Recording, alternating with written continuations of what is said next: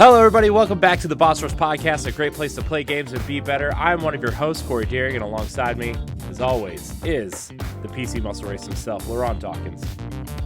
What's poppin'? Yes, nailed it. Also joining us is the mad pharmacist herself, Stephanie Klimov. I just want to say that your microphone looks like a vanilla ice cream, and I'm hungry. And it's LeRon's fault because he ate a donut before we started recording. Well, I got Come on, it because of all the popping and sometimes even if I don't notice it, you can hear me breathing into the microphone, and that's real annoying. So I apologize to everybody who heard me. But listen, it's never a podcast if I'm not eating, and if fair. I'm not eating on a podcast, that means there's something wrong with me, or I've been kidnapped, and that is my cry for help. Yep, and crinkly bags and all that stuff.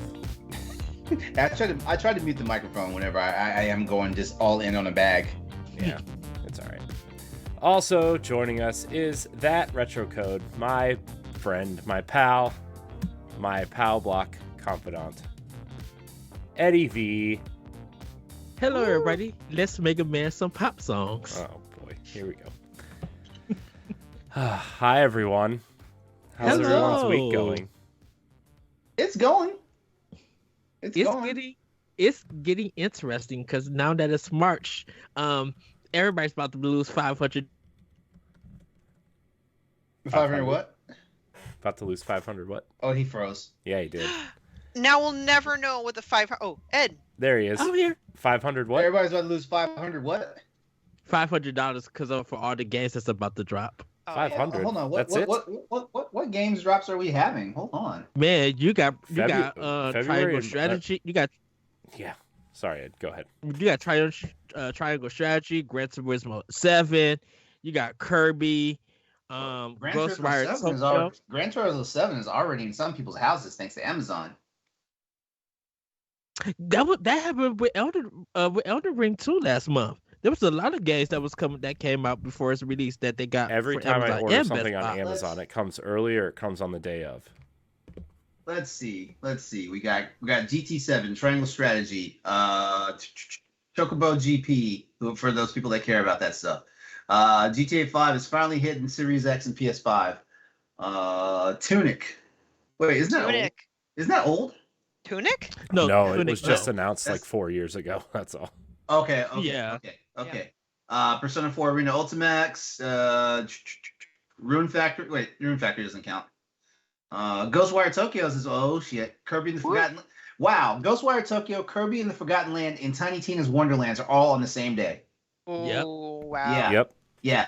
The director's cut for Death Stranding that hits the PC, and that's it. Why'd they break up the release of the director's cut on PS5 and PC? I don't understand. Oh, never mind. I know why. Sony likes to maximize the sales, and they do that by stretching the releases, which means Uncharted Legacy of Thieves collection should be right around the corner than for PC. Because I'm double dipping. I'm double dipping on that one. I already got it for PlayStation. I already got it for PS5, and I'm getting it for PC. Well, Ed, in your own words, good googly moogly. Yeah. Wow. So if we look at this list right now, oh wait, the PS5 edition. Wait, oh never mind, I'm looking the wrong one.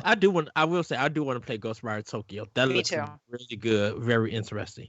So based off of this list that I'm looking at, Triangle Strategy, that there's $60 right there is coming out of my pocket.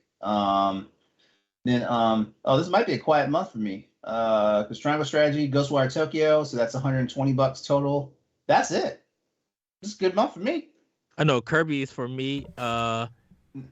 Kirby, Triangle Strategy. I wish I could get Gran Turismo 7, but I really want that soundtrack. I really want to hear the music from that game that they have. And then Ghostwire Tokyo. There's some indie games too that's coming out too. Now next month is looking interesting. I might come up on some money because let's see, we got MLB The Show 22, Advance Wars. Wait, where was I think Advance Wars and Chrono Cross is back to back. Chrono Cross is on the 7th, Advance Wars is on the 8th. Stephanie, Nintendo Switch Sports is on April 29th. Woohoo! Get in that. Let's see. Oh, Vampire the Masquerade is finally coming. Mario Strikers in June 10th. My birthday's June 3rd, y'all. Just saying. Oh, Corey's Fire Emblem Three Hopes is coming out on June 24th. I'm more excited about the other And news that I wrote about you know what? today. You know what? It's not looking too bad yet. Xenoblade Chronicles 3 is to be announced sometime in September, hopefully. Saints Row is on August 23rd. Klimov be July 8th. And you know what? I'm done talking about it because there's games that are stretching out, but we all know the calendars are going to get packed once we get into the second and third quarter. Dude, and we got the first wave of the Mario Kart 8 DLC this month. So people who is it paid DLC? Yeah, it's $25 for the whole booster pack. Well, you said Mario Kart 8, so I already checked out. Well, it's actually free if you have the Nintendo Switch Online. Switch Online, yeah. Nobody wants to pay $50 for it because they think it's a ripoff. I don't have the game though, so it doesn't even matter. Well, you're part of the problem. I'm with Edwin. I'm part of the problem. Y'all Nintendo fans, make this rehash game a hit. It's the best Mario Kart. Is it? Mm-hmm. Is it? Yes. The best Mario Kart since the Super NES one? Is it? Dude, Mario Kart sucks. So I would say 8 and Double Dash is it's a fighting thing for me because if I play Double Dash, I get lost in that game. Dude, everything before Double Dash sucks. Okay. See, I'm just not a fan, so yeah, there you go. I'm just throwing that out there. Okay. Yes, even you Mario Kart 64 people, that game can just go away. I was going to say something meaner, but I'm feeling nice tonight, so I'm not. Right, LeRon? But it's fun. Right. The Mario Kart arcade game, though, is funny because if you a bitter man and you taking a picture with Princess Peach, and that's your driver avatar, it's literally funny. Hey, the arcade one's cool because it has Pac-Man and all these Namco characters in it. Yeah. Because they developed it. Man. I wish Smash that would have all came over through. again. Anyways. Man, good times. Good times. I think I'm triangle strategy and everybody's trying to tell me I need to play Kirby. I don't know if I want to play Kirby. I really just want to play triangle strategy. Yeah. Well, remember what happened when people kept saying you should play Pokemon Arceus or Arceus? You didn't end up liking it, right? I got to the town. Yeah, so just wait. Well, you figure out if you want the game, and that's what matters. You figure it out. You don't bend to this peer pressure. What you got to see, Corey is into Destiny and the Witch Queen, which is from what a lot of people are saying, it's a phenomenal. Corey, you talked about it saying it's the best campaign. It's the best campaign Bungie's ever done, ever, including Halo. So, just throwing that out there. Making a lot of hot takes tonight. Super Mario Kart sucks. Destiny 2, Witch Queen, best campaign. The end. So I want to call something here. I meant to write an article on this, but I just couldn't get to it in time. And this was a news thing since the 24th of February. I called this though. I called that EA was going to abandon Knockout City. Yeah, there's a different developer. Or is it a developer? No, the developer is going independent. So. Yeah. Which means Epic will probably buy them or something. I don't know. Epic bought Bandcamp today, by the way. They did? Yeah. Yeah. Good times. Yeah, what I wonder is it most of a lot of their indie game stuff like that has went independent or has stopped being with EA? Because Sea of Solitude, when it came to Switch, it didn't have the EA name on it. I think the only one that still has the EA is the guy that did Two Brothers and It Takes Two. I guess his company. And maybe Unravel. EA is not trying to let Hazelight Studio go. Not yet. Not until Hazelight Studio has to put out a stinker for them before they be like, okay, we're ending your free residency here. Mm-hmm. Yeah, it looks like if there's a game that doesn't sell well or kind of fades to the background, I think EA lets them go or they break the contract or something. Because I remember at E3 they were into doing helping small developers bring their games out and publish them and everything. And I don't know what happened with that initiative. So Cool. Anybody playing anything fun this week? I'll go first because my list is very short. Just occasional Arceus, just because it is a game that I can pop in for like 10 minutes while my son's like in the bath or something. And that's literally it. I'm on a strict gaming diet because I've said this before. I need to get my mother effing novel written. I'm at 10,000 words. Okay. Nice. I'm almost there. What qualifies as a novel? Over 25, like 20. Like I know a novella is around 20,000 words. So I assume over 20,000 is a novel. So like I'm like almost halfway to the bare minimum. I could be wrong with my numbers, but my publisher will allow me to do a novella even. So even if I hit 20,000 words, I'll be done. I mean, granted, the pace of my story, it's going to require more than 20,000 words, but the important thing is I scrapped my original idea. This is not about video games. I'm sorry. I started a new one, but because of that, my writer's block's gone. So my biggest obstacle is that I have a new job and lots of other competing like things that I can't skip out on. So I just write when I can. And as soon as that's done, I'll be back into gaming, back into writing for the pod. I mean, not the pod, writing for our website. And which actually has been good for my New Year's resolutions. Because remember how I broke one of mine almost immediately by getting a PS5? Yeah, like 8 days later or something. Like, guess what, guys? She was so happy too. You should have seen her in the chat. Guys, I broke my New Year's resolution. Pictures. Look at it. Look at it. But one of my other New Year's resolution was not to like compulsively buy video games, especially if they're on sale. I actually did not buy a lot of the new heavy hitters that came out in February. That's not to say that I won't buy them in the future, but I'm actually like holding fast. Like I got Sifu, and that I stopped there, and then recoup some of that money. So that's it. That's all I've been playing. Not watching much either. Cool. Well, I hope you finish it soon because you deserve it. I don't know. Thanks. I don't know where I was going with that. It's been a long week, guys. I can't help it. Okay.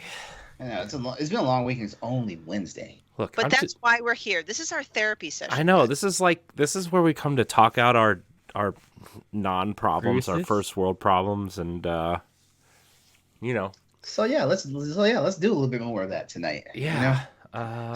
Stop killing my vibe. Hey, 2 episodes of Star Trek come on tomorrow. I'm ready. Oh man, Star Trek. 2 episodes. Nice. Star Trek Discovery is still continuing its 4th season, and Picard season 2 premieres tomorrow. I'm ready. I'm giddy. Whoopi Goldberg is back as Guinan.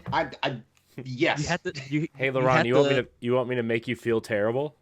What? You know what I did to celebrate my return to Nintendo Power Block? What'd you do? Ed knows. Oh, I bought Doom Eternal on Switch. Wow. That's not really a bad thing, right? I don't know. You're just the PC guy, and I was just assuming you would be upset. I heard it runs decent though on the Switch. Yeah, I heard it runs very good on the Switch. It does. Panic Button is really good at porting. Yeah, Panic Button is a tech wizard at porting. Yeah, Nintendo Life, they did an interview with them about why like the delays and stuff took long for the Switch version, but they did a fantastic job. Because it's Doom and they made it run on Switch. That's funny. Hey. Man, remember how excited we were when they announced Doom and Wolfenstein and they showed Doom, Wolfenstein, and Skyrim all at the same Nintendo Direct? Yeah. We're like, oh my god! Third-party support on a Nintendo console. We won. We did it. You won? Did you? Hey, it got them 1 million sales. Bethesda was shocked. Everybody was shocked, let's be honest. Yeah, but shoot, to see Bethesda tweet about it, to be like to have a 1 million players on Nintendo Switch, and I think that's what kept Bethesda supporting them until Microsoft brought them. So it's true. Man, my beverage is almost gone. darn meeting. I had to drink during the meeting. Yeah. So, LeRon, are you playing anything fun? Are you doing anything?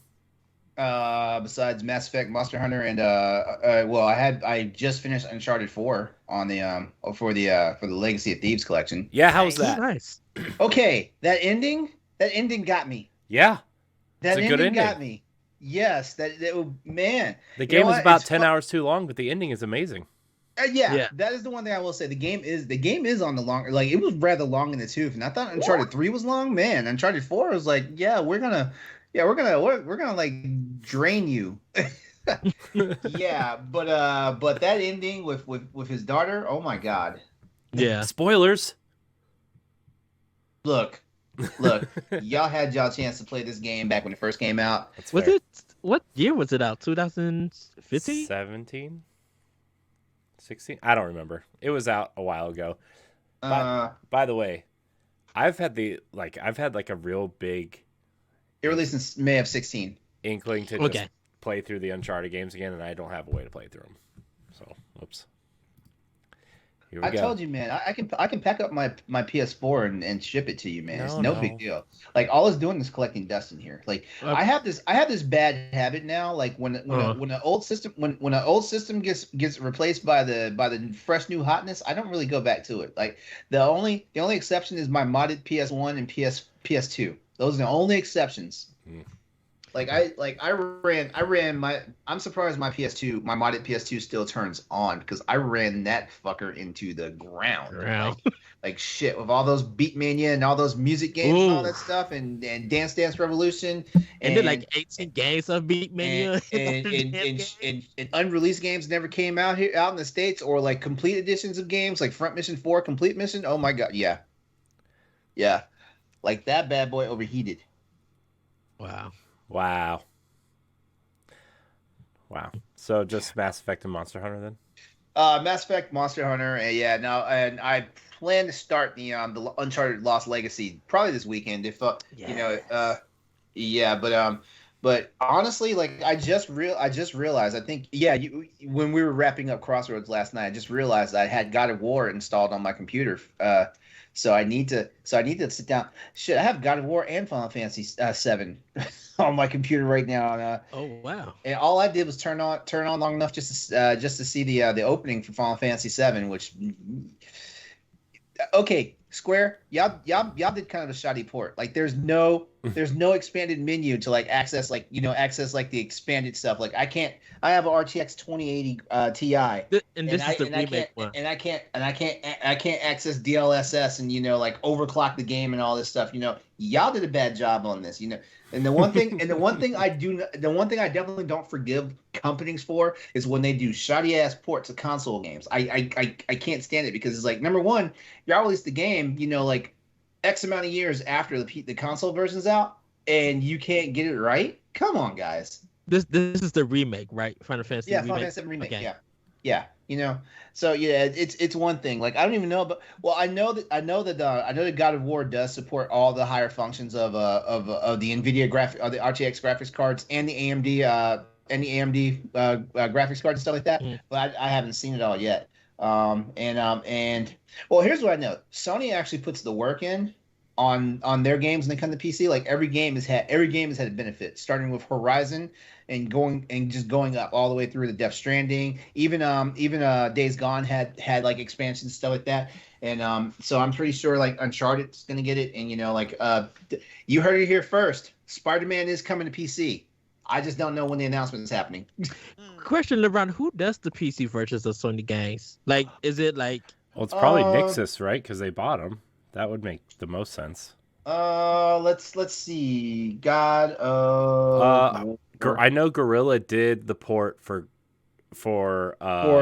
Horizon, and I actually think Sony Santa Monica did the port for God of War, and I do know Kojima did the port for Death Stranding. Yeah, and I know that Days Gone was done internally at Bend, so I guess the teams are doing them internally, I guess, is the short answer to that. Okay. Whoops. Because I always wondered who was doing their PC versions of those games when they come out. Okay, the Microsoft Windows version of God of War was ported by Jetpack Interactive. Okay, well then maybe not. And Jetpack Interactive, they're responsible for their Canadian studio. Canada. Canada. And Sony's doing the Steam versions. I'm assuming. Well, I mean, that's probably count as the Windows version, right? Let's see. Our clients: Orcs Must Die, Project X, Unbound, Plants vs Zombie Garden Warfare, NBA Live 16, Dark Souls, Live 15, Live 14. This doesn't have a lot on their website. I guess I have to like dig into it. Yeah. So damn, they haven't updated their page to say they did God of War. That's kind of interesting. That might be a Sony thing. Nintendo does that a lot. Okay, God of War introduces Jetpack Interactive as the lead developer. Woof, woof, woof. Okay. Well, all I know is based on like the coverage and stuff that I've seen of it, like they're saying, like a lot of people are saying the PC version is pretty damn good. So I'll probably jump on it this weekend. As a matter of fact, that might be in my "What Are We Playing" segment for this going live this Saturday morning. Nice. Well, Yeah. Ed, That's all. Oh, I think I've officially retired from playing Tekken. no, you haven't. I saw you playing today. I was Discord. just the new pack. Just Discord tells on me. Like it tells. It does. Yeah. Like I was the new pack just the new card pack just dropped. So I just logged on just to see what was new, but I haven't really put any real time into it. Like not this season, this campaign. I think I'm done. Because I don't know, like something changed. Well, Is it losing the Steam? It's not losing its steam. No, trust me, it's not losing its steam. It's losing its luster with me though, because here's the thing about it. Like when Tekken first came out like 2 years ago, because they just had their 2.5 event, which means their 2.5 year anniversary, if that's even a thing. But yeah, like I want to say like maybe 6 updates ago, like they started releasing this thing. Okay, when the game first came out, just like any card game, you had high ranking cards. In this game, they call them legendaries. Like every game pack, I want to say had like 10 legendaries. 10 might be a stretch. It might be anywhere from 8 to 10 legendaries, right? And you could get those just from using you can use in-game currency, or you can spend your own money, via microtransactions, to start getting card packs and stuff like that. But then somewhere about I want to say back in maybe about October or something, they started releasing what's called supplemental cards. And supplemental cards are cards that you actually have to spend it. You can't just spend a certain type of in-game currency for it, and you can't buy them through microtransactions, which means you have to put in more work. And it was basically padding the game time, because like they added a new mode of gameplay into the game, and it split the player base, because some people played that mode exclusively while other people played the rank mode. Like I played the rank mode, but they would drop one legendary in those supplemental cards for each class, and there's 4 different class types of heroes that you have in the game. So they drop one, and those things cost 3,200 of the in-game currency. It's not bad, but honestly, it just pads more playtime. And honestly, like you have people who, for lack of a better word, we call them whales. They basically just drop that money, stuff like that. So what they'll do, because you use what's called souls as the currency to buy this stuff, what they'll do is they'll just drop a whole bunch of money in the game to get card packs. They'll open the card packs, convert all their extra cards, because every deck you can only use 3 of like basic cards, and you only use 1 legendary per deck. So everything else is just extras. So you can turn those in and shop them in for souls and stuff like that. But with Tekken, with this, all whales do is like they drop real money, into the microtransactions, open a whole bunch of cards up, and then turn in their extras for all these souls and stuff, and then they just buy the supplemental cards without doing the work. Wow. Which which that's the nature of the beast with these type of games, to be honest with you. But honestly, like I basically make champion, every season that I play in, and it's not hard. You just gotta go through. You just gotta do your grind, and you get the champion. Like most people get the champion like when the new card pack drops and the new season starts. Most people get champion within the first 2 or 3 days. Some people get day one, which is crazy to me. Which means they're the ones spending money. But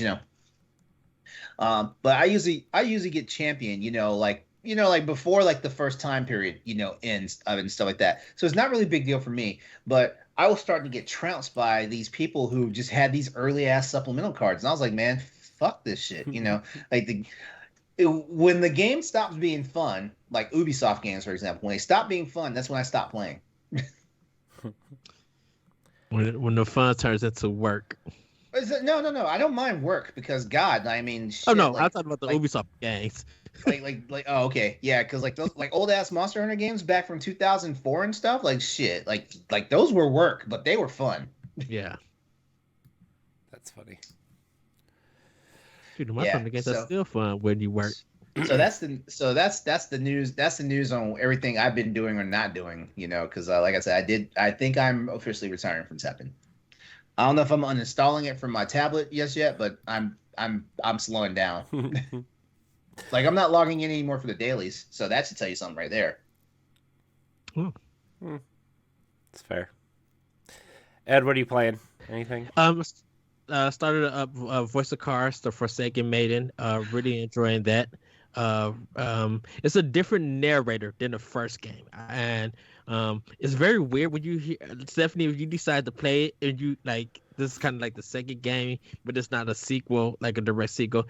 If you hear the narrator in the first game and the second one, when you hear the second one, he literally sounds like the voice for the Nintendo Directs. Really? Yes. I'm like, did you have a second job? I'm like, this is the director for the Nintendo Direct. They literally sound the same. But it's great gameplay. I can't wait to get more into the story with it. Playing Horizon Forsaken West. Really enjoying it. It thank God for this game because it literally made me not want to play Dying Light 2. Like, oh, wow. I really don't want to go back to Dying Light 2. I might go back later on in the year to finish it, but Horizon Forbidden West is a great game. It didn't meet my expectations or anything. It was one of my anticipated games, but I think when I got into it and I started doing it, the familiarity of the first game start kicking in, which is not a bad thing.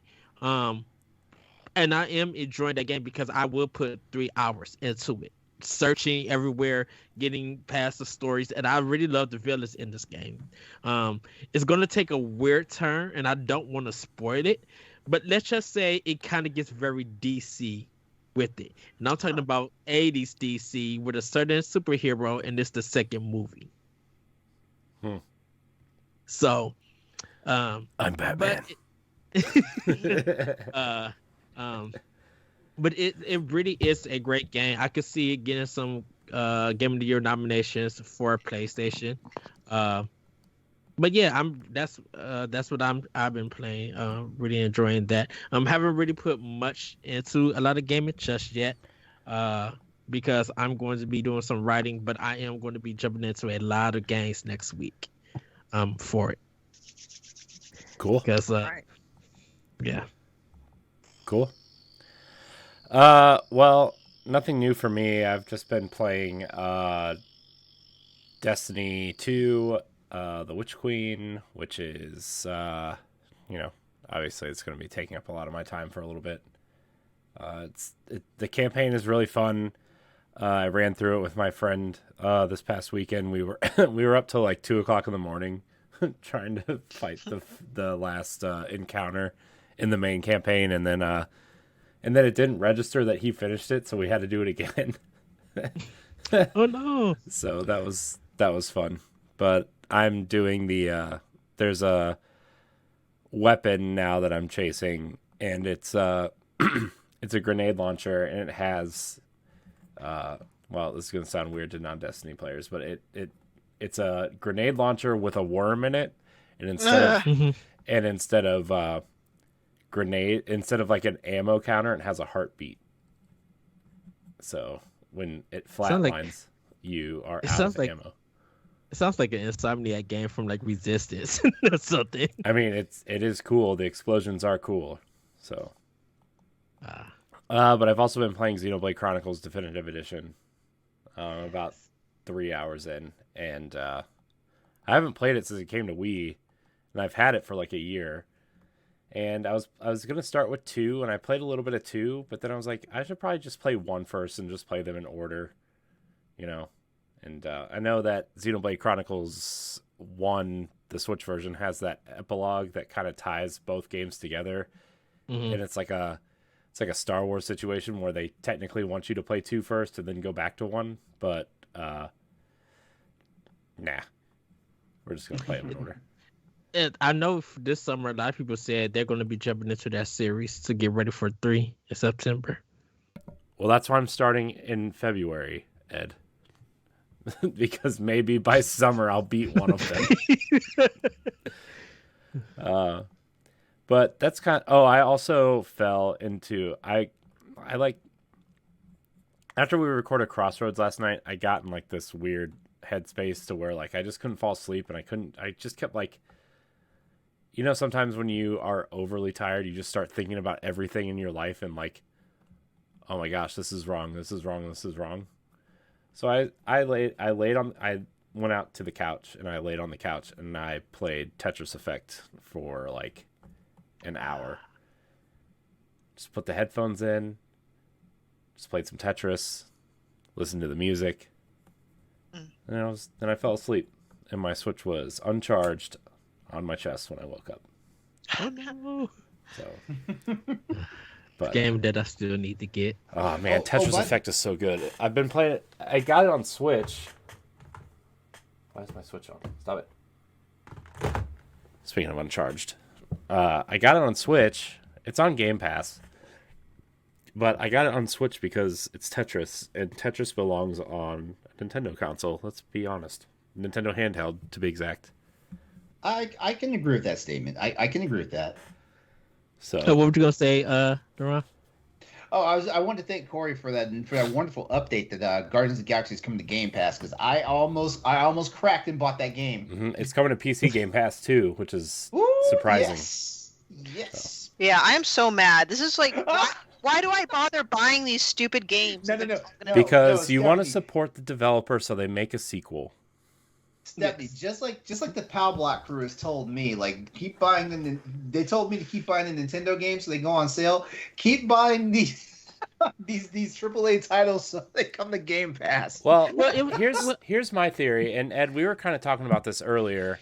Yeah. When I called you earlier and we were talking while I was driving home, is like, I still think Microsoft is going to buy Square Enix's Western division. They're literally working with Crystal Dynamics right now on Perfect Dark. Square Enix is renting Crystal Dynamics to Microsoft to make Perfect Dark with the initiative. Mm-hmm. They are making all these great deals to get all of Square Enix's Western games on Game Pass, right? Deus Ex, Avengers, Tomb Raider was on there for a long time, which there's a rumor that the entire trilogy is coming back now, Xbox Series X Enhanced. Is that the Guardians, the one trilogy collection that they released? The trilogy, yeah. Well, it's because of separate games. Well, but they're all separate games. They're all you can buy them all, but they're all still separate games. Anyways, doesn't matter. I still think Microsoft's going to buy the Western Division. They're going to get Tomb Raider, which will fill their third-person action adventure thing, right? Because they need something to challenge Uncharted when it comes back. No, I get it. The story in Uncharted's way better. I get it. Tomb Raider is a superior playing game. It's got superior puzzles. They better use that fucking Indiana Jones game to make the impression. I know, but Machine Games won't show it off yet. It's upsetting me. You think E3? I don't know. E3 doesn't exist anymore, Ed. Well, with Jeff Keighley's thing, I should say. Well, Microsoft's holding their own thing in June.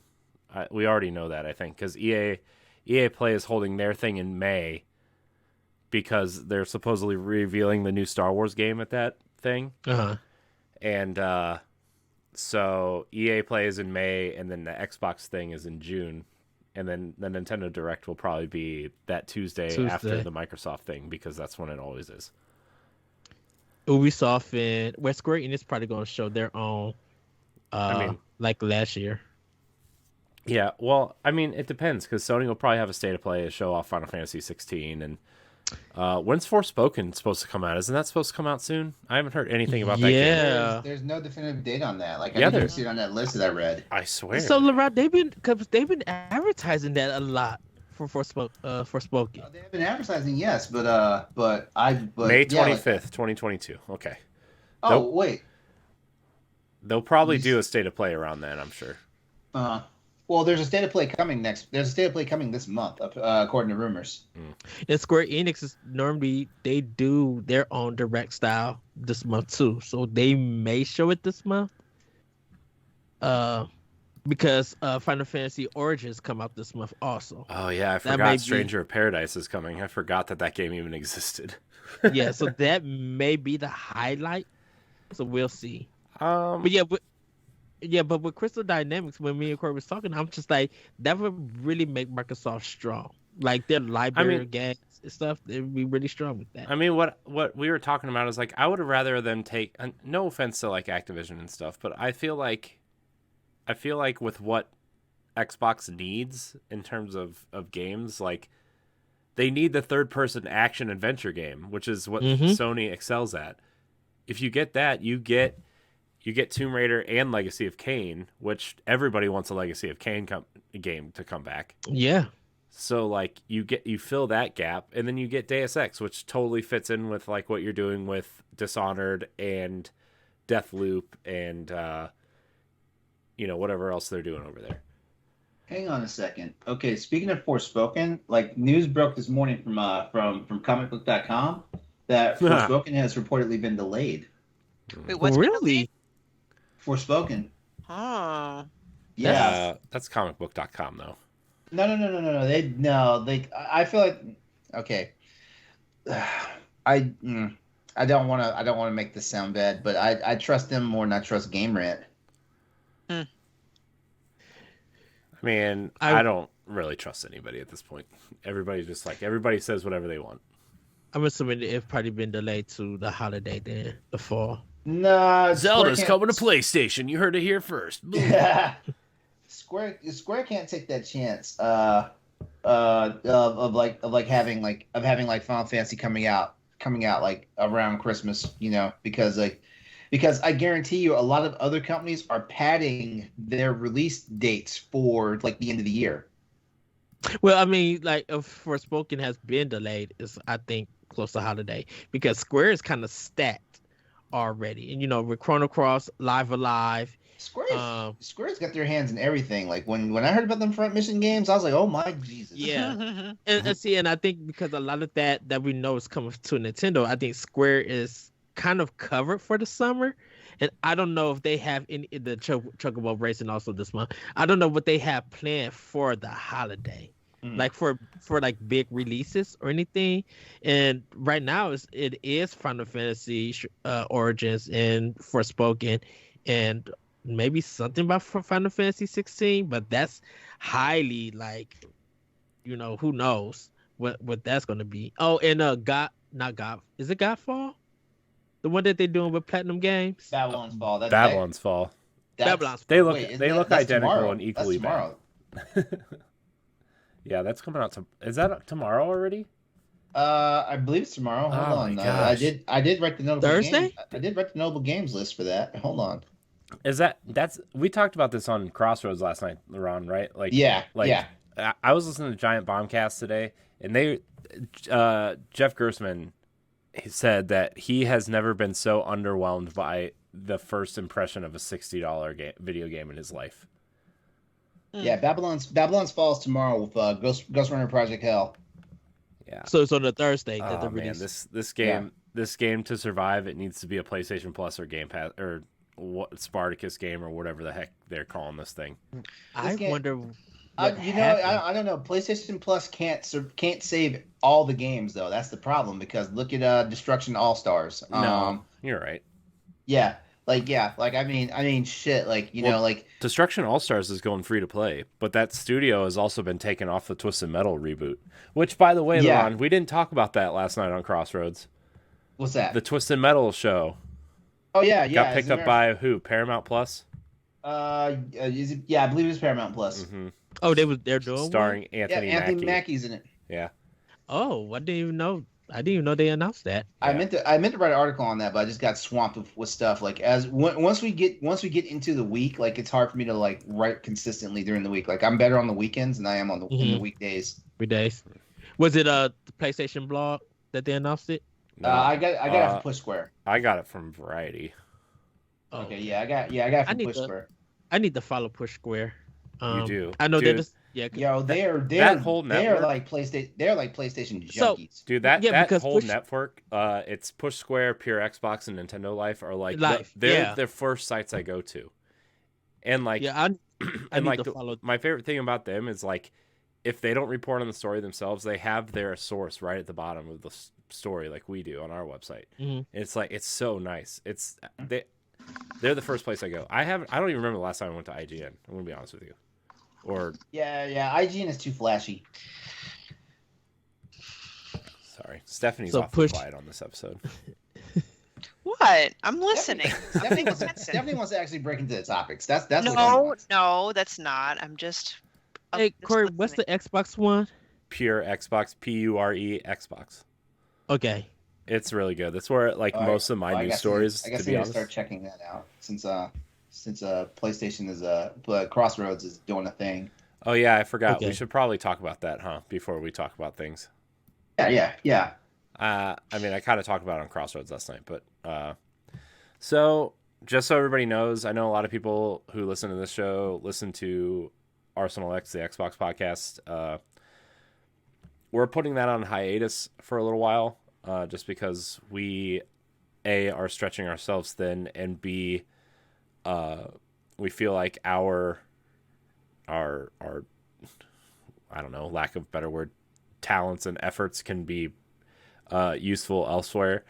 And so plus it opens up the weekend, and a combination of things, right? Like the show had multiple panels over the last year and a half, and multiple hosts and new panelists and old panelists, and we just decided to put it on hiatus until we can have like a dedicated Xbox team to maybe do it at some point. So I am returning to Nintendo Power Block, which most of you probably have already heard, to What? drive that ship with Ed and Jacob and Dan. And Stoy is moving over to Crossroads with LeRon, and LeRon has graciously accepted some of the Xbox responsibility until we do something. So Yeah, Crossroads is going to be a completely blended show. Sorry, no Nintendo content though. nah, that's fine. You guys will just make fun of us the whole time anyway. I know Yeah, how it goes. I've been there. point and laugh. I can already Again, we hear just you, Austin, and Stoy pointing and laughing at And then they should see all the numbers of Nintendo making that coin. Nintendo makes nice coin, but they don't dominate in the West. It's fine. So just I to love give you, everybody a Ron. little update, if you want to get some Xbox content, you can find it there. Or Ed and I kind of discussed doing a non-Nintendo topic on Expansion Pass, which is the supplemental show we're doing for Nintendo Power Block on Sundays. So yeah, there's gonna be some schedule shifting. You can just follow us on Twitter and to figure that out. But for the most part, I just don't want to sit here and rant about it all night. I just wanted to let everybody know that some things that are changing. And if you want Xbox content, you should follow LeRon Yep, you should do that. or the Yeah, website. it's not like Xbox is like any less, I don't know, important to us, or it's being minimized. It's just things are being shifted around to maximize Yeah. quality over quantity, guys. Right? Yeah. Yeah. Cross Well, over to the one thing I believed in, and I still feel like the new guy here, even Oh though my I've been gosh, around. you've been here for like a year and a half, dude. Yeah, I know. But the one thing I believe in, as far as us being like a games network, when I joined up, it was Boss Rush Games, and the one thing I've always felt like is that we should definitely represent, if not equally, we should have representation for the major platforms. I know we joke about like certain platforms like Google Stadia, for example, and stuff like that. But at the same time, like at least we actually bring coverage for that stuff. And we have three major platforms, specifically, which is Xbox, PlayStation, and Nintendo. So we should always have representation for that going on. And I think honestly, it's not even I think, like the major reason why, like Arsenal X is going through its changes right now is just it's not even a consistency thing. It's just that like we have not been able to structure a dedicated crew for that. And that's the major reason for people that really want to know what's going on with Arsenal X. We just have not been able to get like a dedicated crew that can curate content, and be on there. Like the shows don't have to be weekly. That's the cool thing. Like like it could actually shift to a bi-weekly show. But that might make it a long format podcast depending on what content you want to put out there and stuff like that. But ultimately, like a lot of us creatives right now at Boss Rush, we have our hands in so much stuff that it gets like it becomes paper thin sometimes, for what we can and cannot do for the network and stuff like that. So it's easier for like a new show like mine, Crossroads. Even though like we're predominantly PlayStation, people have seen since episode 1. I talk about PC content on the show, so like Xbox basically is an extension of the PC family. So come on aboard, Yeah. And I mean, so from here on out, we're kind of going to run with like a 4-pillar shows, which would be Boss Rush Podcast, Nintendo Power Block, Crossroads, and Standard Def. And then each show is going to have like a supplemental show for our Patreon. So, After Dark, Expansion Pass, what's the other one? Crossroads Plus, which I think LeRon we talked about a little bit. Yep. And then, Standard Def will be Standard Def. And then, we're still going to have interviews. It's not going to be like a weekly thing anymore, right? We're just going to put them up as we have them. Celeste and I talked about it, and you and I talked about it. Mm-hmm. And then Talk the Walk is something I know a lot of people have been requesting to come back, which it's coming back, but we want to make sure Celeste is a part of that when she's good and ready. Also, yes, because we're all getting ready for that Firewatch discussion, and man, just that's going to be a really good one. I might ask to be included on that because I bought the Switch version not so long ago. What? No kid. Ooh. Wow.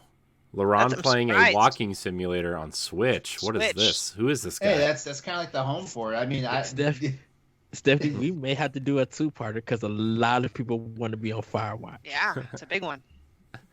Yeah. So I mean, that's kind of what's going on.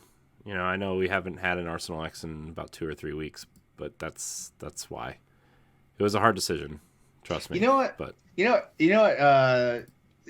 I'm not even shifting topics on this, but you know what I think a cool thing should be? Like, Corey, you and I discussed this like way back in January, so so you may or may not remember. I really want the crews to like do a takeover show. Like Power Block does a Crossroads episode. Crossroads does a Power Block episode, and hell, like we can find a blended team and do an honorary Arsenal X episode for like a week, That'd be awesome. Yeah, like but the three of us, we're not relinquishing Boss Rush. We're not. Y'all can't take over this show. Hello, everybody. Welcome to Crossroads. Yeah, because Austin and I are just gonna sit back with our arms folded, and we're like, okay, yep. He's getting a major thumping. We are back in the building. Everybody, give it up for the PC muscle race himself, Mr. LeRon Dawkins. What else, good sir? Don't try and fluff me. Don't try that. And we also got the doc who could rock the one, the only Play Austin, Mr. Austin Campbell. Yeah, he's got that down. No. When we say takeover, that means like everybody that's on one show is on the opposite show, and the people on the opposite show are on the other show. That's what we mean. There, Oh. yeah, Ed, you won't be on Pal Block at all that week. Just like I won't be on Crossroads that week. Okay. But I think in the spirit of fairness, though, we might want to do that as like expansion pass, Crossroads Plus, and whatnot. It's just so we don't confuse the audience. Would I be hosting it or someone else or like whoever wants to host? Oh, see, that's why I was doing it because I was no. Crossroads hosting it. No, when I say a takeover, I mean you, Corey, Dan, and who's your fourth? Jacob. Y'all are the four people on Crossroads. Gotcha. Me, Austin, Stoy, and Chris. We're all Pal Block that week. Okay. I thought the host was switching. When I say takeover, I mean like we shake this thing up. We have the PlayStation crew talking about Nintendo, for a week's episode. Nintendo is talking about PlayStation for a week's episode, and we have a hodgepodge of people like doing honorary, like Arsenal X episode talking about Xbox stuff. That's what I'm talking about. Now, okay. Now we gotta make it fun and quirky though. That's what I'm saying. It probably should be a bonus content. It probably should be a bonus content show. We could do that for like a Crossroads Plus or an expansion pass episode, right? Yeah. Where the takeover. Yeah. And make it fun, but also don't alienate the audience. Right. Oh no. So my opinion itself can't be hosting the Nintendo show and then like slamming Nintendo, to the depths of Atlantis. I still gotta go find some PlayStation gear. I might have to order one of their PlayStation hats, because I want one of those hats, and I can't find them anywhere. Can't find no PlayStation gear. I want the sparkly PlayStation shirt. You should get the Crossroads. That too, yeah. As a matter of fact, we need to support our own merch. We need to do that. Oh yeah. I would love to have a Crossroad hoodie. Oh, buy one. They're available, Ed. I know. Bossrush.net/store, maybe. Are we forsaking the housekeeping tonight? So we just get ready to topics? I don't care about housekeeping. Let's be honest. Yeah, I know where to find the show. Yeah. Come on. If you're already here, you're already here. Okay, you found us. Hello. Right. We'll see y'all Monday if you missed it. No, I mean the plan is to like pre-record it. I wanted to do that last week, but I just didn't because I was enjoying some time off. But yeah, the plan is just to pre-record all that crap and put it at either the beginning or the end. Yeah. So, yeah. Anyways, I'm really excited for expansion pass though. Ed and I have been kind of planning some things for that, and it's gonna be a good time. Yes. Are there any topics? Has anybody got a topic? I mean, Stephanie had the opening topic. I wanted to bring this up, and I just think Ed is a great fourth for this one. So because first Horizon Forbidden West released like a big Game of the Year contender, and then Elden Ring, which won most anticipated game for like 2 years in a row, and got like a bajillion 10 out of 10s, which I don't know why that irks me. I've never played it, so I'm not saying anything bad about it. But I've had a best friend of mine who played literally 20 minutes of it, and he's like, I'm not playing this again. And it's not because he can't, he needs to get good. He's one of the best gamers out like that I know. Like he's really good at gaming, and he's played Souls games before. He just didn't like it. I'd have to look at what his criticisms are on my phone. But also I was listening to EXP Cast, and they said it was a good game, but it's basically they're just admitting it's not perfect like all these scores are. So we could talk a little bit about Elden Ring, but I guess but that makes me think of the topic of what exactly constitutes as a quote unquote perfect game or a 10 out of 10 game. I'm just curious. I mean, I think a 10 out of 10 and a perfect game are two different things. Because like 10 out of 10 in a lot of places means masterpiece. It doesn't mean perfect, right? Yeah. And so for Elden Ring, for example, I know a lot of outlets that reviewed it have their From Software guy, right? Or lady, right? Like they love From Software games, and they're the ones that review all these games, right? Like Dan Tack at Game Informer is a great example. He loves those games. And his perspective was, he gave Bloodborne like a 9.25, and he gave Dark Souls 3 like a 9. Like he's like their from guy. And when I was listening to the Game Informer show the other day, he said that Elden Ring is the best Souls type game that From has ever made, right? And then they opened it up into this open world, and they did so many unique things within the open world. That's why he gave it a 10, because it is the best version of that type of game. And I respect that decision. I also listened to the MinMax show, which has a lot of the same opinions that EXP had, right? They said, yeah, it's a very good one of those.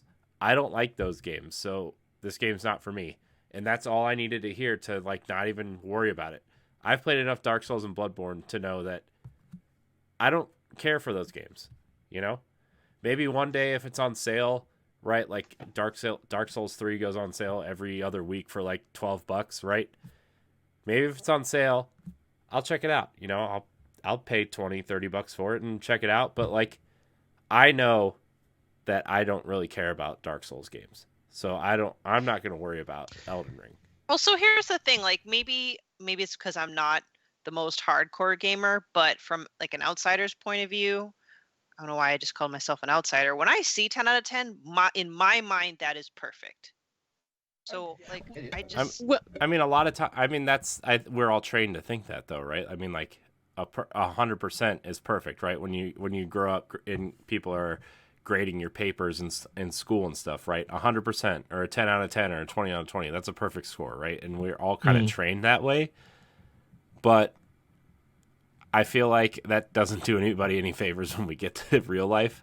Not that like looking at game reviews is real life or anything, but you know what I mean? Like I look at The Last of Us, for example, right? I realize that is a game that everybody loves, and it tells, especially at the time, a pretty unique story for games, and a lot of people gave it a 10 out of 10. I don't like that game, like, at all. And it's just a game not for me. I don't think it plays well. I don't think the shooting is great. Just like a lot of Naughty Dog games, the shooting isn't great. The cover system's kind of weird. The half-assed detective system from Batman is kind of weird until you upgrade it, right? It's just not a game for me, right? So it's all an opinion, That's all I really can say is just like these perfect scores that this game is getting is like, it's great. But a lot of people who are reviewing them are people who love those games and have a passion for those games. And like, those are like the only games they play, right? It's like the people who play Skyrim for 5 years and don't play anything else, right? FromSoft has that kind of following, and which is good because you want those people reviewing this game. But also I feel like you should have people that don't play them maybe give like a second opinion. This is kind of why I stress the idea for objectivity when people review games. Like don't, if you're a hardcore, I'm a hardcore fan of Monster Hunter, but you guys have seen literally how I've ripped like Monster Hunter Rise to shreds, and it's not just because it was on Nintendo. No, because like even the PC version has problems, thanks to the PC community and mods and stuff. We've actually fixed some of the things that are wrong. For example, like Monster Hunter Rise on a PC has built-in HDR and upscaling and all this stuff. It takes advantage of like the hardware and stuff like that. Modders still took it a step further, and they basically enhanced like the HD and HDR and the graphics, the graphic fidelity of the game. Like it looks like a different beast, stuff like that. And it's crazy because Capcom put this work into the PC version to give us modes that are not available on the Switch right now as far as graphical fidelity and stuff like that. There's a filter. There's a filter on the PC version of Monster Hunter Rise. It's built into the options of the game. So it's not like it's something hidden that you have to go dig or mod in. There's a couple of filters in there. You can have a filter to make Monster Hunter Rise look like the old Kurosawa movies and stuff like that, and modders went and took it to a whole other level and stuff like that. So yeah. But yeah, I feel like, like people, even if you are the most avid fanboy of that franchise, you should still, have objectivity in what you review and stuff like that. Have your joygasm, have a literal joygasm, put it in words so people understand you're enjoying the game. But also, like my Metroid Dread review, like that wasn't like a glowing review by any, like I mean, like I didn't give it a perfect score, and I'm a Metroid fan. Like like I will literally shed blood, sweat, and tears for a Metroid game, especially like the old school format, stuff like that. But you know, at the same time, I made sure to say, okay, this is why it's good, and this is what you should think about for why you may want to hold off on spending like full price for it, stuff like that. When and Stephanie, I'm with you. When I saw that page that was like nothing like 10, like a 10 by 8 column of like 9.5s and 10s, I was like, what the hell? I was like, this game literally can't be that good, because I'm just like, Corey, this type of game is not my cup of tea either. But at the same time, it takes a lot for me to give a game a perfect score. I'm gonna tell you that right now.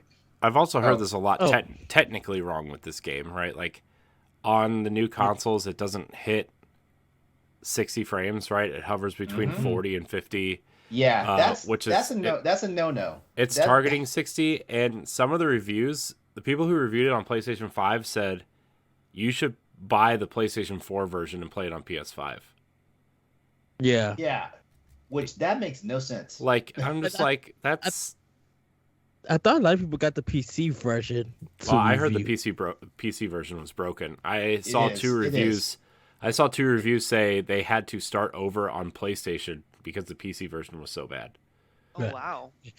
Well, I think there's a level of being familiar with the game or with the series or that genre, and then there's expectations. Mm-hmm. And I think for a lot of people, of course, it being anticipated. I think for all those Soul players who were familiar with it, I think they didn't expect it to be like this is going to be a regular Souls game in the open world, but they feel like it surpassed their expectation. And when you're a reviewer, when it does that, kind of surpass the expectations, I think these perfect 10s just show that, like Corey said, this is the best in it for that particular game from that particular company. Yeah. But sometimes you got to realize that I need to take this with a grain of salt, because you're grading the game on your experience. But if I'm not reading about the technical problems, if I'm not reading the frame drops or the game crashing and stuff like that, that stuff feels like all of that is forgiven because it's in the game, but it passed my expectations as a reviewer, so I'm going to give it a 10. Now, the Souls community, they're loving this game. For us on the outside who don't know it, our expectations, we're looking at that you guys know the series, and the only thing that's really been added on is just that you could go anywhere, where you can do that in kind of any open world game. It's just that there's no mission structure to it, in a sense. My fear is like, so David Lasby is playing it, and he says he's loving it, and he's not really a Souls guy, right? So I know that there are those kind of outliers out there, but my biggest fear is like a lot of people are going to see that this game is getting 10s from a lot of places, and maybe they've never heard of Dark Souls, maybe they don't know that this is kind of connected to that genre or whatever, and they're going to see, oh, everybody thinks this game is great, maybe I'll check it out, and then they get in there and like, Stephanie, like you said, like they'll play it for 20 minutes and it's extremely difficult and they don't know what to do or where to go, or like what the systems are, and they're just going to be really disappointed. And that's my fear for this game. And, I know that like, so for people that don't know, Dark Souls is usually just kind of like, there's like this hub, and then it's like these other hubs that are kind of interconnected hallways with secret passages and back doors into places and secrets to unlock and secret bosses to get, better weapons and crafting materials and stuff. Whereas this one is open world for the first time, which a lot of people are saying it really reminds them of Breath of the Wild on a grander scale, because some of the places you go, like in Breath of the Wild, you could go somewhere and you would find a shrine or a Korok seed or something, and that was awesome exploration. Where in this game, you could find like a cave or a secret boss or like a castle just randomly out in the middle of nowhere, and it actually like helps you progress through the game, which is like something that is really an interesting thing. But I want to see that in a game in a genre that I enjoy, you know. And So I this know. is- Hold on, sorry, Ed. I don't mean. Oh, I just want to say one more thing, and it's like I don't want to sound like I'm bashing this game because I'm not. I haven't played it, and I'm really happy that a lot of people who love Dark Souls are loving this game. I really am. Like, I'm happy that From Software has finally kind of like nailed it, because they haven't really nailed it since Bloodborne, in a lot of ways. well, I feel like this. I feel like Breath of the Wild earned this 10 because it just does open world different. I keep telling Corey, Breath of the Wild is a scientific game. It's a scientific experiment. You know, even still to this day, people are still finding ways on how to play and get through stuff, solve puzzles, and just like really break the game and learn what they could experience. And it feels with Elden Ring that I don't feel like it deserved this 10 because you took something that's too familiar and that people have a love for, and you just changed the setting. I wouldn't say that. I mean, you haven't played it yet, so you can't really definitively say that. Well, yeah, please tread careful on those words. My thing is, like what I said is, like, I've played enough Dark Souls and Bloodborne to know that I'm not going to want to play this game. But I think for people who are Souls players who know the formula of Souls games and everything, and that's why I say this is just a me thing. From seeing it, from knowing how those games goes and stuff, you don't have really you have a mission structure, but not really a mission structure, because you could go anywhere, and you know. You just duck, roll, fight, and whatever the patterns are. If you learn it, sometimes they change it up. I think with Elden Ring, it feels like it was easier to get its 10, where Breath of the Wild had the kind of, in my opinion, feel like it had to earn it, because people didn't know how would the Zelda game go about. People didn't know how Elden Ring was going to go about, so I think that's an unfair statement. Yeah, I think everybody understood that. Oh, this is Elden Ring, and this is going to be another Dark Souls game. Yeah, but that's what people said about Sekiro, and it wasn't. Did they know that though? Because like I didn't know shit about Elden Ring, you know, until I think they were more the second upfront. year that it won the most anticipated game award at the Game Awards show. I think a lot of people. I think From was a lot more upfront that this was more of a Dark Souls game than a Sekiro game, because a lot of people went into Sekiro thinking it was going to be Dark Souls, because they didn't say specifically that this is a different game, and a lot of people were disappointed at first, and then they had to relearn how to play this type of game, right? Whereas From Software was way more open about, hey, if you like Dark Souls and Bloodborne, this is more in that direction than Sekiro. So and I feel like you really can't do well. I think unless you're a PC modding it, that's when you can really explore, because there's a video that a girl is playing Elden Ring with the Wii Fit, not the Wii Fit board, with the the Ring Fit Adventure ring. Yeah, the Ring Fit. Yeah, like 3 bosses with the Ring Ring Fit. Playing? What were they wow. And they're playing Elden Ring with Elden Ring. Oh, okay. Yeah. So that's creative. Yeah. Well, it's And like the guy who beat Dark Souls with the Rock Band drums. Oh yeah. Yeah. And so I just feel like I don't know how long Elden Ring is going to last the rest of the year. Oh, it's gonna last. Souls people are gonna make it last. This is the only game they're gonna play the rest of the year. It's gonna last, yeah. Like that's not me. That's not me trying to like affirm the game by any way, shape, form, or fashion. But but it's got its fan base. Just like let's look at it this way. It's got its fan base, just like Monster Hunter has its fan base, just like Destiny has its fan base, just like Halo has its fan base, just like what's some other continuous games right now? You know, it has its fan base right now. Like not a lot's gonna shake it. Just like how like we, it's so like. Elden Ring is going to be talked about for a hot minute, and especially because like all those fancy nerds out there, they get boners when they hear George R.R. Martin's name. Yeah. And well, I think I don't know. So it kind of feels like I said earlier, I feel like it doesn't earn this 10. Maybe it did, because like I said, I haven't played it, but I feel like Breath of the Wild did earn it because it changed on how we approach open world games. It approached on how, when you do have freedom in the game, how to get there is up to you on how you want to do it. And then knowing that it got all of these physics-based things that, these cause and effects and everything to get there or to get around the game, still seeing that from 2017, that kind of showcases on why it earned this 10. I think I want to say I fear we're treading into some territory here because none of us here have played this game, so we can't really talk about it like that. Well, I'm just saying.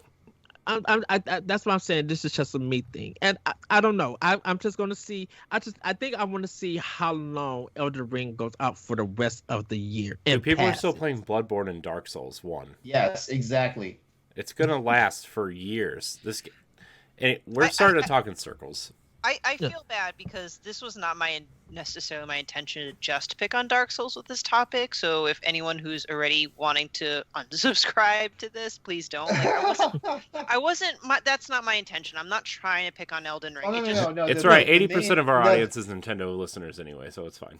Yeah. Well, no. The main gist of your topic was what makes a game like a perfect game versus what makes a game earn a perfect score. Am I right?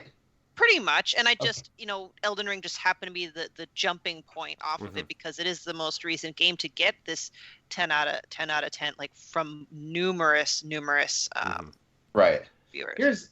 Here's something I would say to help out with that question.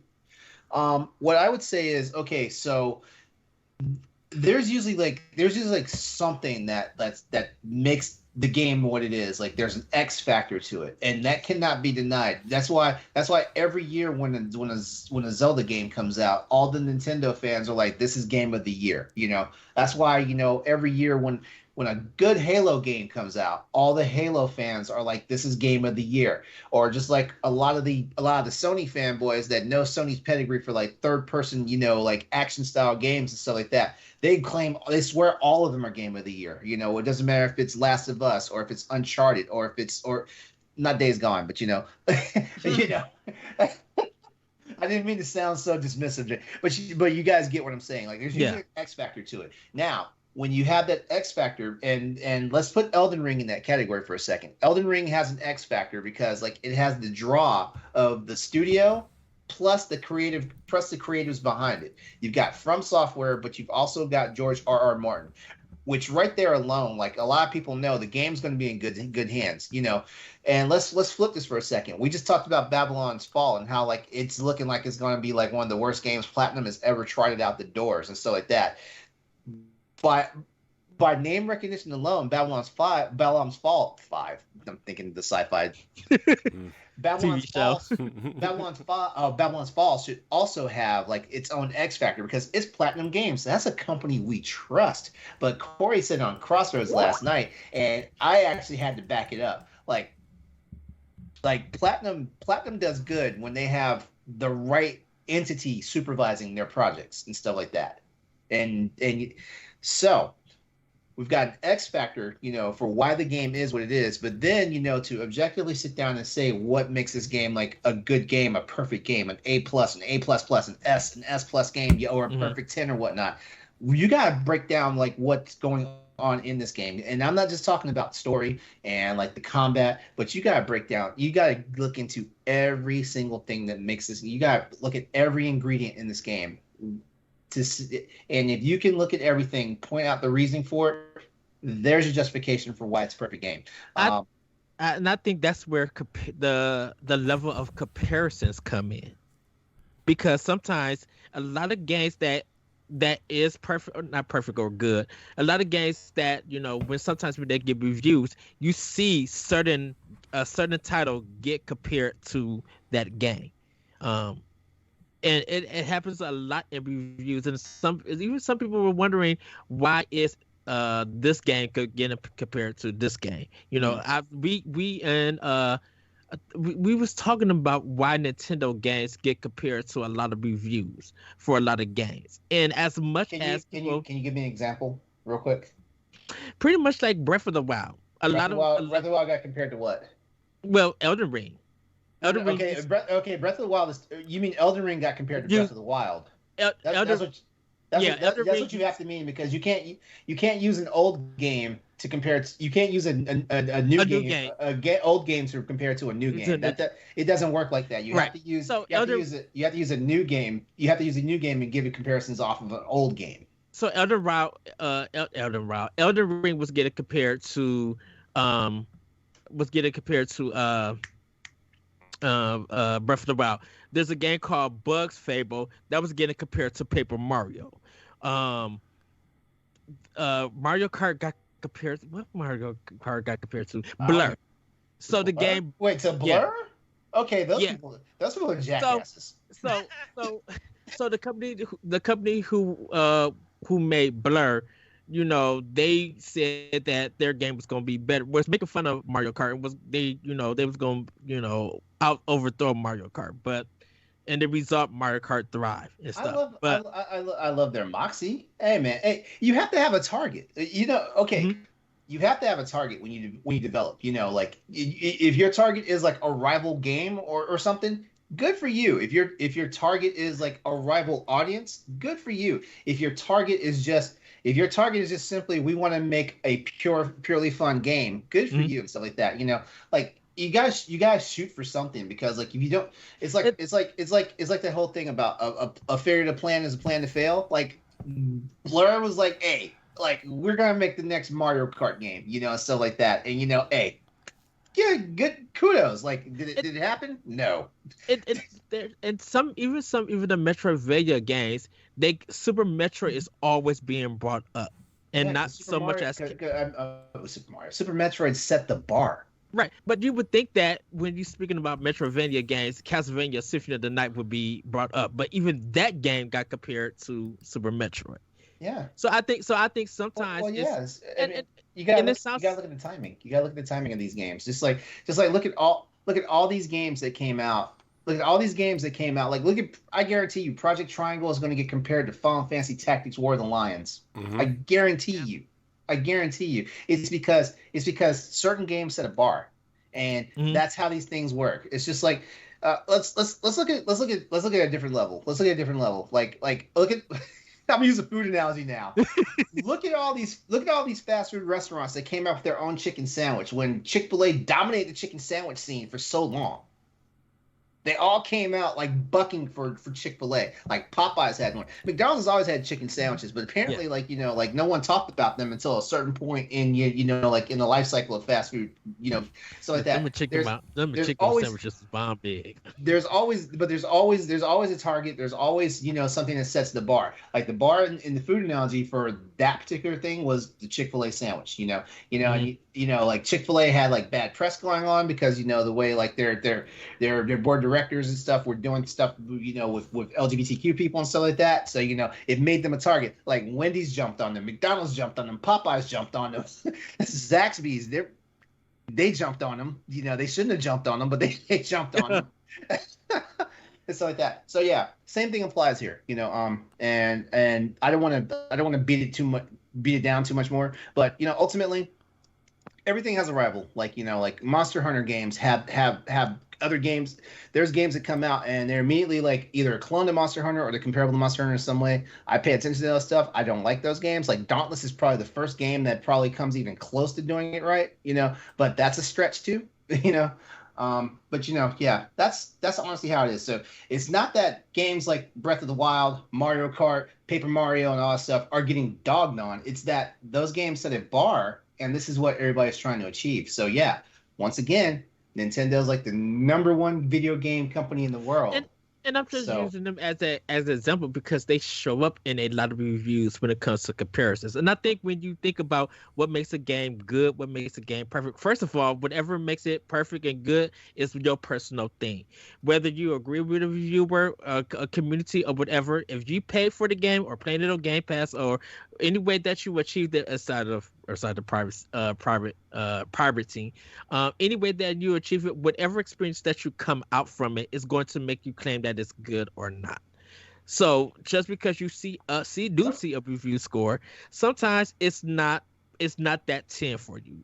Sometimes it may not even be that 5. You might literally get surprised. Crackdown 3 got trashed. Well, that's because it was a bad game. but I enjoyed it. I Oh, felt like I literally felt like that was an 8.5 or a 9. The Last Guardian got like because of the delays, people didn't like it with the controls, but I love it. I claimed it as one of PlayStation I'm best games. I'm glad you're using those words to say that, because guess what? At the end of the day, it's all in the eye of the beholder. Like, I Yeah. mean, like the best, like three of the best games I played last year. Two of them were Monster Hunter games: Monster Hunter Rise and Monster Hunter Stories 2. Two of the best games I played last year. Yeah. But yeah, those games didn't win. I think Monster Hunter Rise got one award. That was from the Game Awards. I don't take the Game Awards that seriously. Right. And so I think it's just a personal thing of what you proclaim as good. And you could with reviews, they're just inform you of what you're going to get out of the game. Yes, a score or a grade letter is always perfect and or whatever you take that as, but it's actually reading the context, or even if you watch the video, it's getting something out of it. So when you go in, it's preparing you. This is what you should expect. And sometimes what they say may not be what you expected when it's in execution, when you personally play it. What you see from the videos is always going to be different than what you're actually seeing on TV, because you may not be able to do what they're doing in the video or anything. DMC Devil May Cry, I always go back to that on how good that game is. And just because people didn't like it because it was a new direction for Devil May Cry and Ninja Theory was doing it, they just literally dismissed the game. But if you look at the reviews, it's a bunch of 9s and 9.5s. We still here at Boss Rush, whoever played it, still say it's one of the great games in the DMC franchise. I think there's a lot of like there's a lot of revisionist history on DMC right now. Like, because everybody loves Ninja Theory right now because of Hellblade and whatever this Project Mara thing is, and a lot of people. Because, like, it didn't start with DMC. It started with Odyssey to the West, Enslaved, where everybody hated that game when it came out. And then, like, once Hellblade came out, everyone was like, oh, yeah, the DMC game and Enslaved, Odyssey to the West, those are their best games. And we're like... I feel like Heavenly Sword. I feel like Odyssey... No, Heavenly Sword was well-reviewed. Yeah, Heavenly Sword was pretty well-reviewed at the time. But, like, man... I don't know. There's a lot of revisionist history on a lot of games that people talk about these days, and it really bugs me. Yeah. It's cool that it's Ed, you mentioned it, and you mentioned about like how games are reviewed and stuff like that. And you know what? Some of it is also on like the consumers. Folks need to be more objective when they read these reviews. Don't just be like, "Oh, Game Informer said this is a 10, so I go get it." Yeah, don't just be. I mean, it's about finding people that you trust too, right? I mean, yeah. I don't know. I think the way, like, the old ways of looking at reviews and buying games is kind of archaic at this point.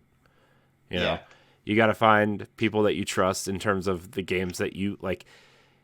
If you know what kind of things that this person likes and you kind of gravitate toward this person because you kind of like the same things, then you trust this person. You don't need to go to to IGN and read their outsourced kind of freelance review of something, right? Because you don't even know who that person is, and they don't have anybody on camera anymore that reviews games regularly.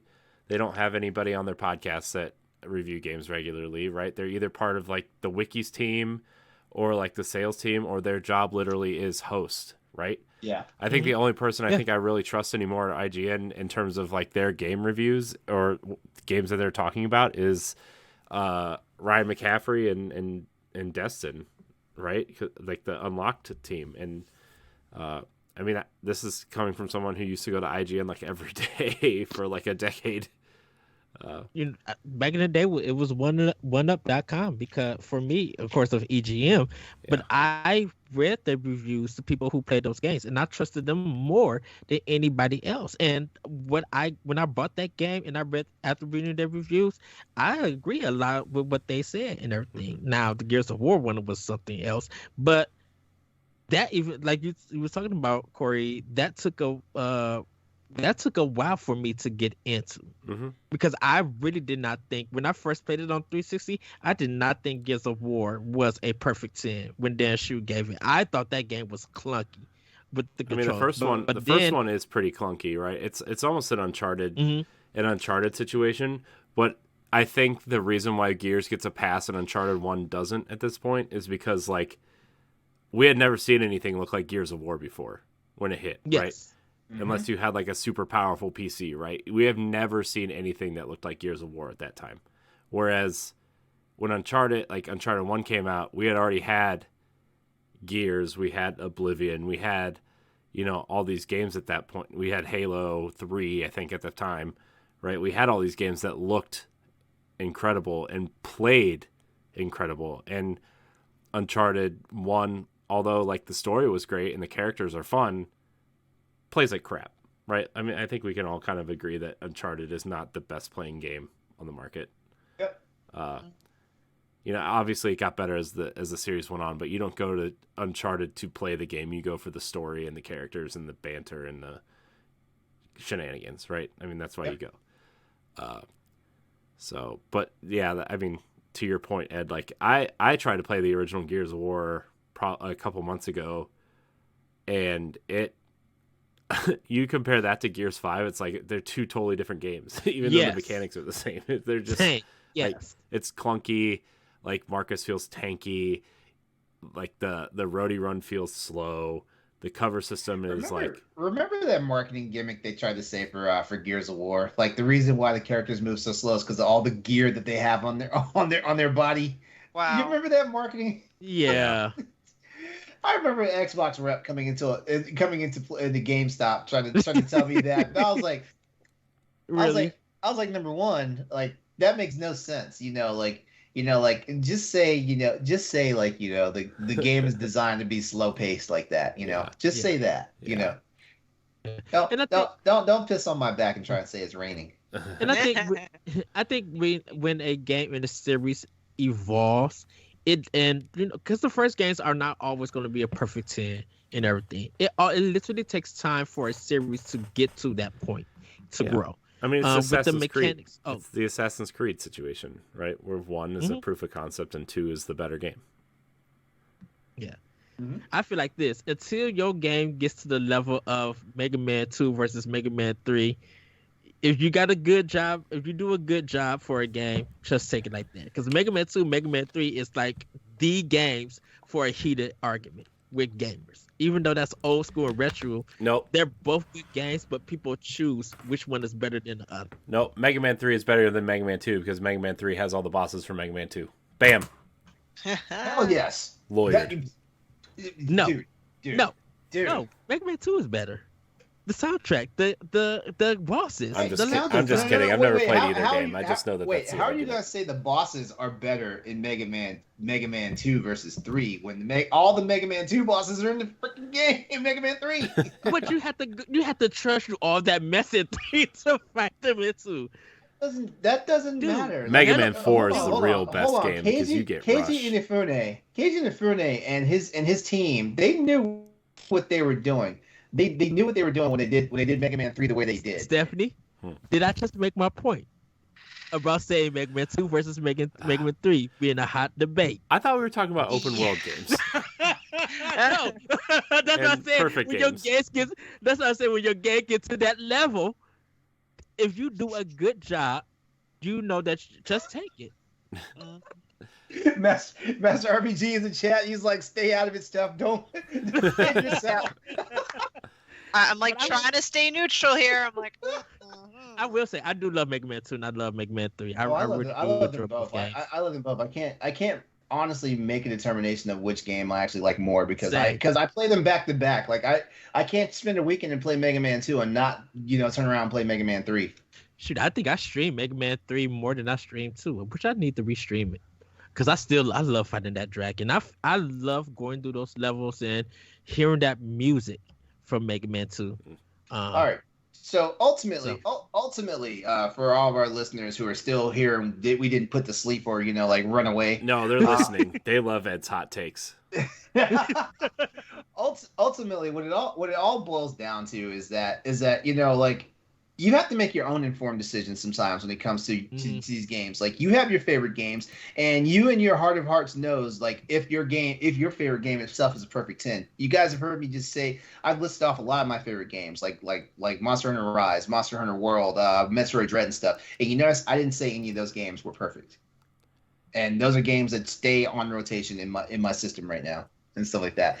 It's all based on how you feel. But when it comes to other people's words, like you need to read their words and truly examine what they're saying. If you read their words and truly examine what they're saying in these reviews and stuff, you get to understand like what this person is about.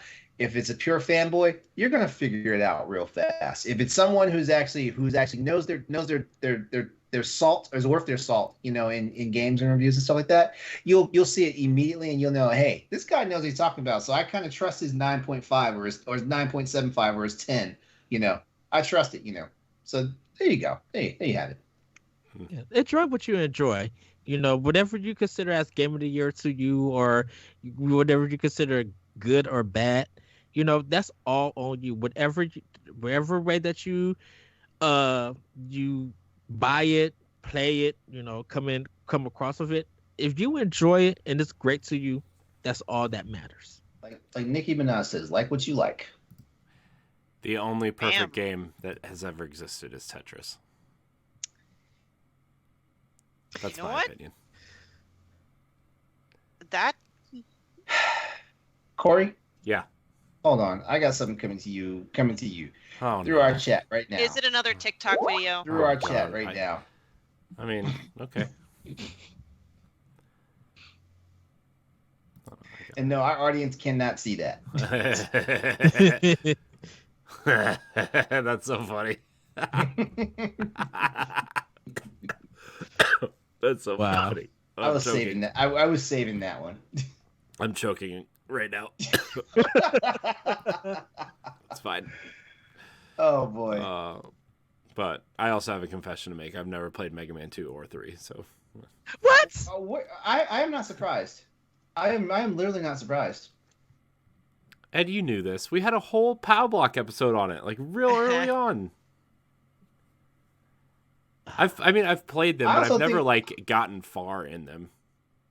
If I remember hearing you say that on one of the games cast y'all had, where Ed was like basically raping the hell out of Mega Man 2, and you were talking about it in the background while he was playing. Just saying, it's fine. See, I remember this stuff. LeRon remembers. Maybe we need to revisit. Corey, we talk about so many games, and so many episodes. You're supposed to remember everything we talk about, because I sure as hell can. Dude, we're about to go 300 episodes on Nintendo Power Block. No, the episodes were aired. I know, and at least 25% of them has been talking about Breath of the Wild, so. It is true. I still love our Metroid Helldivers. I really want to see that game. Oh my gosh, dude. That's the game that Federation Force should have been. We're getting ahead of ourselves here. I didn't realize that. And speaking of Nintendo Power Block, I didn't realize that all the episodes weren't on the podcast feed. So didn't I tell you? Somebody told me. Didn't I tell you? Maybe you did. I don't know. I think Stephanie mentioned it too. I'm going to give credit to Stephanie because I'm mad at you right now. Wow. Hey, it had to happen. So that's how it works. It had to happen sometime. So I get benefit only when LeRon pisses Is in the Corey off. doghouse. Gotcha. Is in the doghouse. Wow. Hey, Stephanie, guess what? Guess who was invited on Crossroads last night, and guess who wasn't again? LeRon Dawkins. Hey, Stephanie, this is my official invitation to you to join us on Crossroads next week. Don't accept a pity invitation. Don't accept a pity invitation. I don't want that pity invitation. Stephanie, you're welcome on Nintendo Power Block. Every Monday you're available. Okay. Yes. Okay. I'm back now. I've only been back for one episode, but there's LeRon knows if I'm free on the Tuesday, I'll go and ask him. Hey, it is what it is. I asked LeRon, I'll be like, hey, you got a free? Oh my gosh, there are so many episodes missing on here. Oh my gosh, there's like big chunks of episodes missing. Ed, what did you do? I didn't do nothing. You're in charge of the channels. Well, shut up. See? Well, it looks like I'm staying up all night to fix this garbage. In other words, I'll be online with you. Oh God. to talk. Anyways. Yeah, what But else that was a great topic, Stephanie. Yeah. Oh, I'm glad, got a No, it was a good conversation piece. It was good. passionate conversation, yeah. But I'm ready to move on. You know what a bad open world game is, and people keep calling it an open world game, and it's not. What is What it? is It's it? Destiny. Oh, They are not See? open worlds. See, look, the Destiny fan. See, this is what I said. Like, this is objective. This is objective thinking, because like a Here- true fanboy would have been like, nah, this game is like the best. Here's the thing. Destiny has a lot of like hubs that you can kind of explore and do what you need to do, but literally every planet and every area is a giant circle. It's literally a giant circle with like branches, and like you can go underground, above ground in these mazes underneath, right? But like like if you pull up like a map of any destination in Destiny, pull up the Cosmodrome map, for example. It's literally just a giant circle. But there's nothing like Metroid Prime 3. Which where makes it you're really trying to easy go for somewhere. someone who gets lost like me, because all I know is if I keep going straight, I'm sure it's just a big NASCAR track. I'm just going to turn left sometimes, and I'll end up where I need to go. Like I said, as long as- NASCAR. well, then, as long- speaking of places that have hubs and stuff, then like, as I'm playing through Pokemon Arceus, why do people keep throwing the term open world there? Where I don't know, like it's great. I'm not criticizing it, but I don't consider Arceus really open world. I think it's because it doesn't have like a mission structure. It's just like Okay. you could go anywhere. Yeah, with that. Yeah. I think, Yeah, I'm not qualified to talk about the game. they 'cause I haven't are played it. saying that Scarlet and Violet are open world games. We'll see. That's kind of exciting. Yeah. I'm excited for Scarlet and Violet, by the way. I haven't been this excited about a Pokemon game in a while. I would like to know why you're excited, because the reason why I'm excited is because I think our history is similar, Corey. Like I only played Red and Blue and Gold, Silver. Like after those two generations, I just either I grew out of it or it was just too many Pokemon, too many stupid Oh, Pokemon really? names. Yeah, too many stupid Pokemon was the reason why I stopped. There's too many Pokemon, first of all, and then there's too many trash Pokemon. There's literally garbage bags of Pokemon. Garbodor. Yeah, one of them's literally a garbage bag. One of them's a chandelier. One of them's an ice cream cone. What the heck? Are they going to have like a shoe? Yeah. Is there a Yeah, shoe probably Pokemon? will. So but it was because of Arceus that somehow like re-stimulated my. I wouldn't say I'm fully back to Pokemon madness again, but it's enough to hook me for the next series, and I think that's what Arceus was meant to do. Well, Yeah. I'm guilty because I'm a Nintendo fan. I You love are? Nintendo Oh, without- really? Oh, no! Yes. Well, really? Newsflash. That's why I continue to buy all the Pokemon games, and plus I love RPGs, and I just love the series. I'm shocked that you didn't you know what? We're not about to have I all. didn't do We're anything. not about to have the shade tonight. I didn't do anything. Ah! It wasn't me. Corey, I love you, Corey LeRon. I swear I didn't say anything. Quote of the love- night, Ed. What? I'm a Nintendo fan. That should be the title of the episode. Yeah, I'm a I'm just going to Nintendo lay fan. here for a second. No, but because a lot of people, who say that they're a Nintendo fan, they support all the Nintendo games that come out, and it's not always a series that people get into.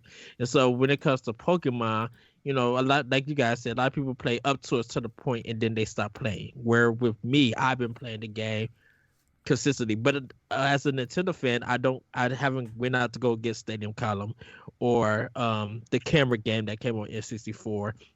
Or Mystery Dungeon. Like I'm not into all the side Pokemon games. Now Pokemon was fun. I enjoyed that because that was something different. But like for the main series, I've been a big supporter of. So That's why I say as a Nintendo fan, or I'm a Nintendo fan, with this main series, with the games coming out, I've always been playing all of those. I think, well, to be honest with you, like my younger nephew is really into Pokemon right now, and my daughter and him are like really close, and so my daughter kind of tangentially is into Pokemon. She loves Pikachu and she loves Squirtle, right? And so she's always pointing at, if a Pokemon is on TV or on my Switch or something, she's pointing at it and she's like, "Where's Pikachu? Where's Squirtle? I want to see Squirtle." And so your daughter's like that TikTok. It's Pikachu. Yeah. It's Clefairy. So I actually thought about re-downloading the Let's Go games and having her play with me, just so she can kind of feel like she's participating. And because every time I have my Switch out or something, she's like, "Can I play? Can I play?" And so I've kind of put my Switch Lite, I've kind of put some kid-friendly games on there, so when she's really ready, then she'll kind of, it'll kind of ease her into it. I know and she likes across the room too. She likes, oh god, no, she's kind of done with that phase, hopefully, knock on wood. But yeah, I think I'm gonna re-download the Let's Go games and let her play with me, because obviously you start out with Pikachu if you get Pikachu, and then I think Squirtle is relatively simple to find, and I think that you can have two Pokemon follow you around if she just can walk around with Pikachu and Squirtle and do whatever. I think she's gonna have a blast. So,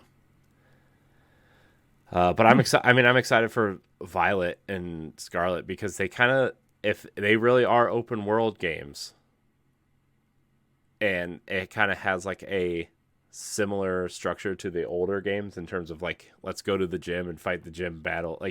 Maybe it's not you have to go to this gym first, this gym second, this gym third, but if it's a gym based structure, and you can just kind of catch Pokemon at your leisure and kind of do that whole thing, then I'm down for that. I think, again, it's been 25 years since I really enjoyed that, so I will say I want to see how they do the TM system, because the TMs are going to play the part in that open world kind of style game.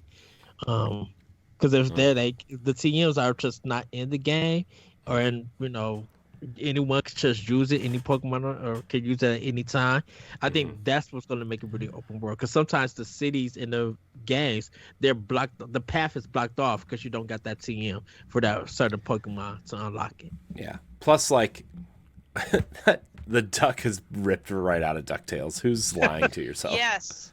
Yes, absolutely. It just, I had to look twice. I'm like, Yeah. This is familiar. Yeah. I was like, oh my gosh. And this is going to be the first time I don't pick a fire starter, I think. This is going to be the first time I'm going to pick a grass starter. I'm all for weed cat. Yes. Oh, I'm grass. God. I call it Spriggy. Nobody knows how to say his name. Spriggato or something. Hold on, I'm trying to. The duck's name is Quaxley. That's good enough for me. Quaxley. I'm looking for something. I saw something about what his final evolution is going to be. I'm trying to find it. Give me a second. Somebody just said its final evolution is just going to be Doja Cat.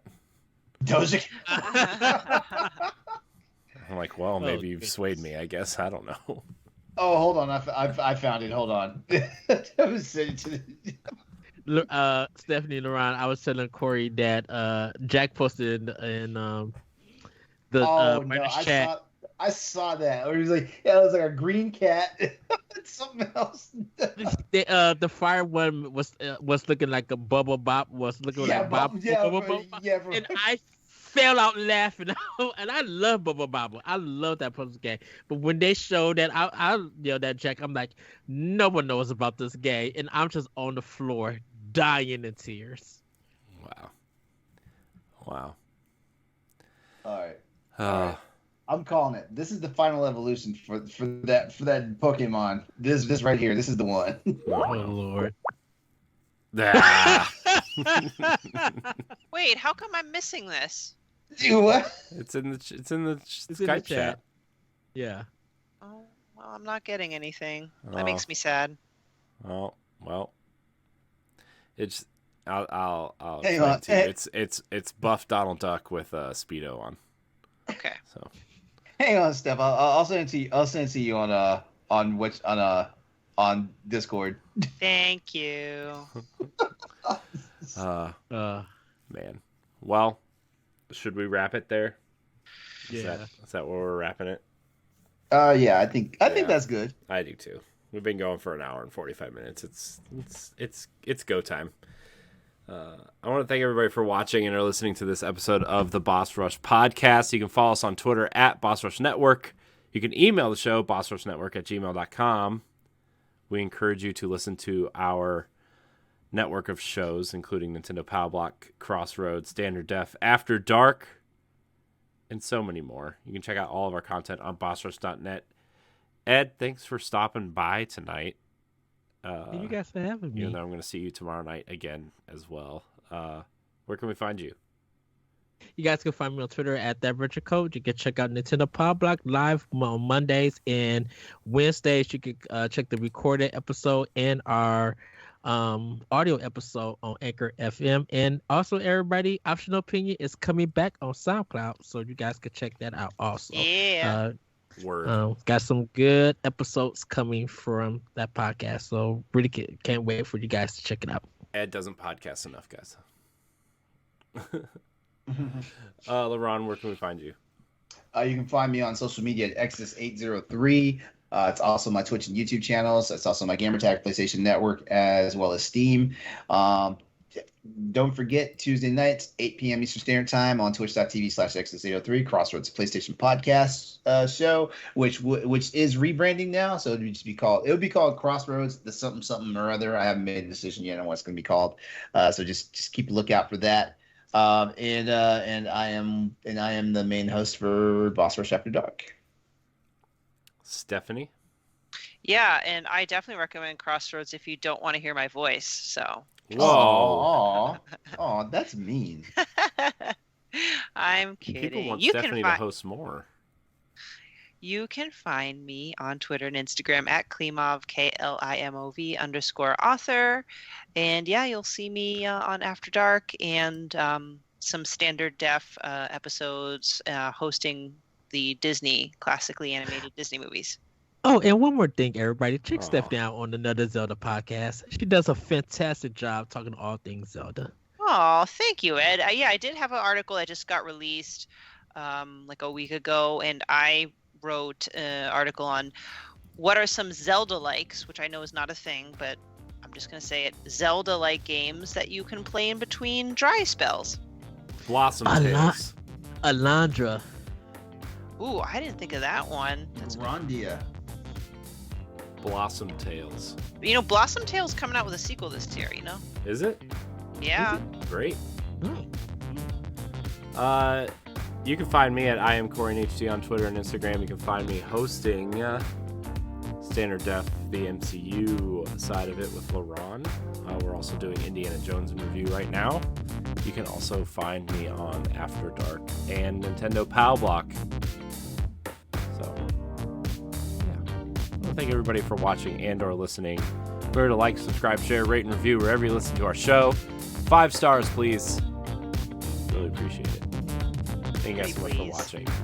And until next time, we love you. Goodbye. Bye, everybody. Peace out.